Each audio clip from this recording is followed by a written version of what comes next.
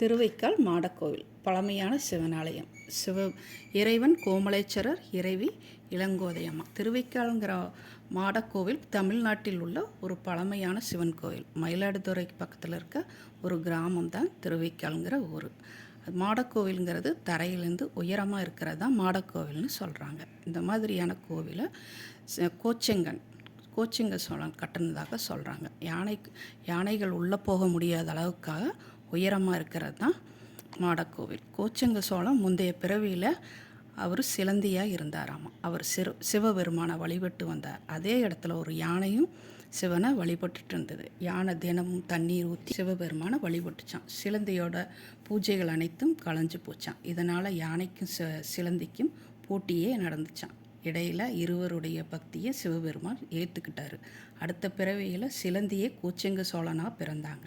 யானைகள் வர முடியாத அளவுக்கான மாடக்கோவிலை கட்டினார். அடக்கமும் பக்தியும் ரொம்ப முக்கியம். எவ்வளவு சின்ன உயிராக இருந்தாலும் சிலந்தியோட பக்தியை சிவபெருமான் ஏற்றுக்கொண்டார். அடுத்த ஜென்மத்தில் சிலந்தி கோச்செங்க சோழனாக பிறந்தான். பக்திக்கு அளவே இல்லை. உண்மையான நம்பிக்கை இருந்தால் கடவுள் அருள் நிச்சயம் கண்டிப்பாக கிடைக்கும்.